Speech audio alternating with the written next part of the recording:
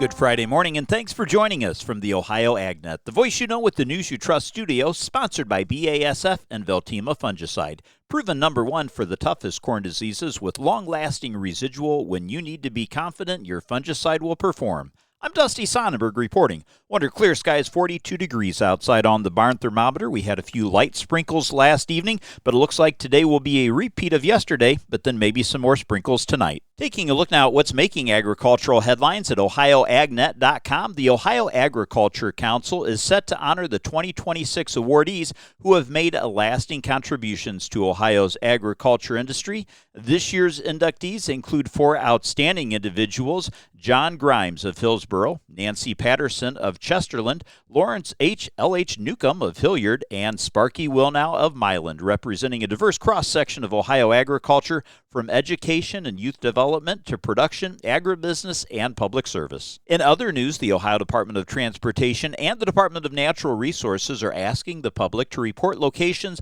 where they frequently see reptiles and amphibians crossing roadways. In the spring and summer, reptiles such as box turtles, snapping turtles, and snakes are vulnerable to vehicles as they cross the roadways to lay eggs, find new habitat, or seek shelter. And in early spring and occasionally in the fall, the amphibians such as salamanders, frogs, and toads sometimes cross the roads as they travel to breeding areas. You can read more today on OhioAgNet.com. There's also an interesting article up today by Jim Horman taking a look at how pesticides impact soil microbes in positive and negative ways, and a look at some of the things farmers can do to improve soil health. And in case you missed the announcement, Corteva Agriscience is unifying its regionally focused seed brands, including Seed Consultants, Dairyland, and NewTek, under the Hoegemeyer brand name for the 2027 planting season. Now, Hoegemeyer was previously named the regional seed brand of the Western Corn Belt for Corteva Agriscience in 2018. It was founded in 1937 by H. Chris Hoegemeyer and his son Leonard in Hooper, Nebraska. You can find these stories and more, as well as the latest markets and weather, online at OhioAgNet.com.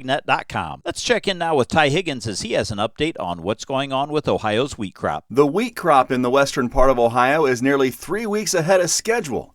Matt Altman farms in Darke County. He says this will easily be the earliest crop he's ever harvested. He compares it to previous years. My first crop went out in 95. So that's 30 years, and this is the first time I've ever seen wheat this early. Now I've had taken off an earlier harvested wheat crop. 20th of June is the earliest harvested wheat we've ever had here, and we finished beans the week before, harvested the wheat, and put beans right in. So we only had a week difference between when we finished soybeans, done wheat, and then had second crop soybeans in. That was a great year, and I think this year is going to smoke that by far. Far along as we are, if we get some heat units on it, usually it's 6 to 8 weeks typically from the time you see it flower to the time you're harvesting. If we get some heat units on it, I'd say 6 weeks from the beginning of May is the middle of June, so it would probably be 15th to the 20th, and that's super early. You can take a look at this wheat field and hear what's going to be happening next to it. Some very special things over in Darke County with Matt Altman. That video is on Ohio AgNet TV on YouTube and at OhioAgNet.com. I'm Ty Higgins reporting. Thanks, Ty. It's time now to take a look at your Friday and through the weekend weather forecast. This weather update brought to us by Seed Consultants. Simply better performance. You can learn more online at seedconsultants.com. Scattered rain showers trying to work through the Buckeye State over the next day or so. I'm Chief Meteorologist Ryan Martin. Quick forecast update for you here. We came out of the overnight with some hit-and-miss scattered showers over the northern part of Ohio. I think after a little bit of a pause, we'll see a refiring of action closer to sunset tonight, right on through midday tomorrow. So all in, all done today through the end of tomorrow, because I think we see another round of moisture tomorrow afternoon, evening in the north. But I think that means everybody can get anywhere from a quarter to 3/4 of an inch over the next 24 to 36 hours here in Ohio. Now we move into Sunday. We have some dry air and good sunshine to start. I won't rule out showers coming back I-70 southward in the late afternoon and evening hours. But we're dry everywhere Monday, a little bit cool. Could see some frosty conditions early Monday morning in the north before a frontal boundary tries to come through Tuesday night and Wednesday. That front mostly affecting western and southwestern parts of the state. I'm meteorologist Ryan Martin. Thanks, Ryan. Well, fertilizer prices and the Iran conflict are making news every day, it seems. Our own Joe Everett files this report. Fertilizer prices have climbed sharply following the outbreak of conflict involving Iran, raising concerns about higher production costs for U.S. farmers in the years ahead. Analysts say nitrogen fertilizers have seen the largest increases due to disruptions tied to the Strait of Hormuz, a key shipping route for global fertilizer supplies. According to recent University of Illinois production cost data, anhydrous ammonia prices jumped an average of $828 per ton before the conflict and $1,123 per ton by mid-April. Prices for 28% nitrogen solution also surged by 25% during the same period. Experts say many farmers may avoid the worst impacts in 2026 because inputs were purchased earlier, but the financial strain could intensify in 2027 as higher-priced fertilizer moves through the market. Phosphate and potash prices have remained relatively stable so far, though continued supply disruptions could eventually push those costs even higher as well, adding further uncertainty for crop producers already facing tight margins. Reporting for the Ohio AgNet, I'm Joe Everett. Thanks, Joe. Stay tuned. We'll be back with more after this. Hi, I'm Tyler Miller, a soybean farmer from Crawford County. When I grow soybeans, I'm not just raising a crop, I'm creating fuel at home. Biodiesel adds nearly $2 to our bushel price and strengthens our energy independence. If you're not using biodiesel on your farm, now's the time. If you're not sure how to get it, ask your local fuel supplier. Ready to turn last year's crop into this year's fuel? Learn more at soyohio.org. This message is brought to you by Ohio soybean farmers and their checkoff. Hey farmers, planting season is almost here, and Ohio AgNet wants to bring lunch to your farm. Our Feeding Farmers contest is going statewide, and we'll soon be picking farms across Ohio to receive a visit from the Ohio AgNet and free lunch for your farm family and crew. If you'd like us to stop by, get signed up today. Just visit ohioagnet.com/feedingfarmers to enter. Feeding Farmers is brought to you by Ag Revolution, Paradise Energy Solutions, and the Ohio AgNet, the voice you know with the news you trust. Thanks, Ty. Well, let's check in now with Brianna Smith as she takes a look at the Beginning Farmer Tax Credit Program. Joining me today is the Director of Agriculture, Brian Baldridge. Thank you, Director, for joining me. We've got a interesting conversation today. We're going to be talking about support available for beginning farmers. I know this has been a really tough, 2025 was a tough year economically for farmers, especially our beginning farmers who may not know kind of how to weather these storms or what to expect during these economic cycles. So first and foremost, I know there's some programs available for beginning farmers through ODA, one of those being the Beginner Tax Credit Program. Can you kind of tell me a little bit more about what that program is? Absolutely. And this is one that's pretty neat for me because in my previous life, being in the state legislature, I was on Ag Committee when we worked through this committee sponsored by now Senator Susan Manchester. So it was great to be part of that conversation on the legislative side and now on the operational side.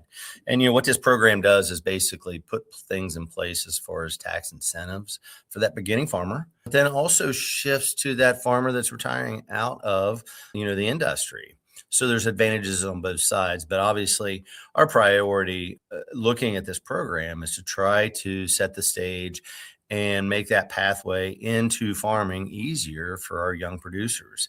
And as we know, it is not easy because of high inputs, equipment, land, just go down that list. And then you take a deep dive into the operational high inputs that we are all dealing with.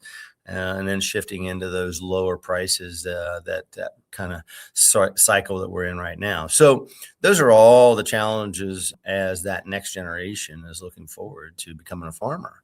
And it's the things that we in society and the ag community are talking about on a regular basis. And this is one of those programs that we're pretty proud of here at ODA, and it's one of those that we can lift up and just one more tool in the toolbox. It's not a fix all end all.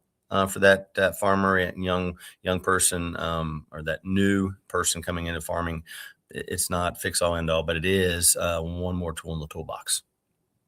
Can you kind of explain the process of that program? So my understanding, and correct me if I'm wrong, there's kind of an educational piece to it, and then there's some benefits as well for the retiring farmer or the landowner.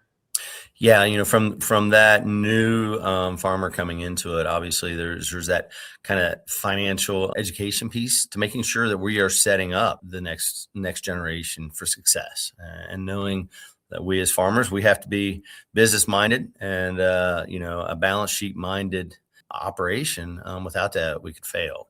So we want to set those folks coming in up for success at the beginning and make sure that financial literacy is in place. And then also toward that retiring farmer, there's more of a tax benefit from that side of it.